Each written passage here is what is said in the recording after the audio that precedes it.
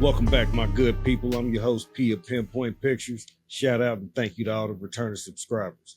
And if you're new here, don't forget to hit that button before you go so you know when I drop a new video. All right, horror fans and movie lovers. Along with me being a movie lover, I'm also a longtime gamer.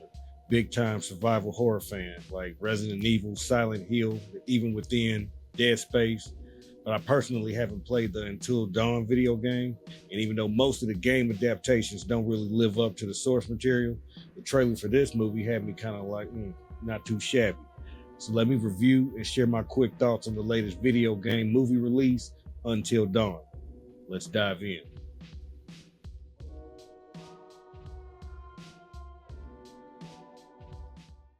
A 2025 survival horror movie directed by David F. Sandberg, starring Ella Rubin, Michael Cimino, and Odessa Ozion. A year after her sister disappears, Clover and her friends head to the valley, where she vanished in search for her answers. However, they're trapped on a time loop where mysterious foes chase and kill them, forcing them to relive the terror over and over again.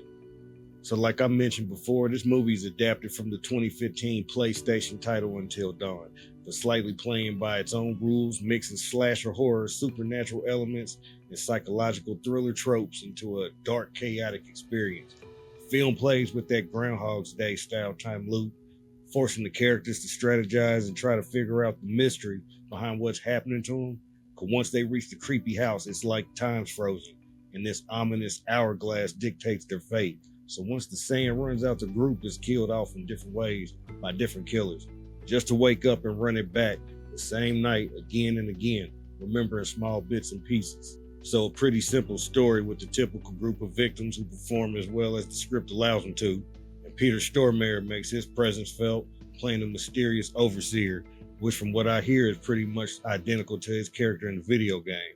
And if you're familiar with any of his work, you know he plays the hell out of those odd, unusual characters. Even though the pacing can be a little off and repetitive because of the time loops, each reset hits us with new horrors, from slashers to possessions, creature features. And I dig how the film doesn't just settle for one style, it helps give the kills a fresh feel, creative.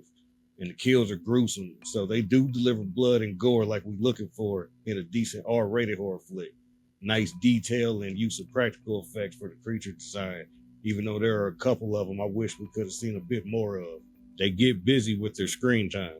The cinematography does enhance the claustrophobic mood by certain camera angles and using eerie lighting to capture the unsettling atmosphere to keep you spooked, even though they rely a little heavily on jump scares. It's not a complete negative to the flick. I'm just saying you can see some of them coming from a mile away. So for another video game movie, I think this one is fine.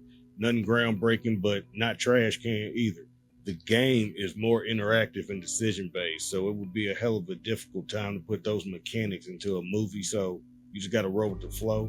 Maybe since I'm not attached to the gameplay so much, it has me viewing this one differently. Plus my taste is different than most, so I kind of dig it, and I always got room for more horror movies. This could be a good one to watch, especially during those spooky season October nights, because its chaotic horror and eerie atmosphere make it a thrilling watch. Not on the same level as, but if you did Cabin in the Woods, then you'll find some enjoyment here. With that said, I'll give Until Dawn a 3 stars out of 5 rating and say check it out for yourself. It's been in the theater for a few weeks now, so you can probably catch it on digital streaming here soon. Up the road, that's where people get into trouble. All right now, my good people, that wraps up this movie review for Until Dawn. If anything I said about this movie sparked your interest, come back and let me know if you checked it out and what your thoughts are in the comment section. I'd love to know what your favorite kill or monster was in this movie. But don't forget to like, share this video, and subscribe to the channel. Hit that bell so you know when the next video drops. And if there's any other movies or new releases you think I should review or you'd like me to discuss, let me know about those in the comment section also. I'll hook that up. Until next time, I'm P of Pinpoint Pictures, signing off. Y'all stay safe out there. Peace.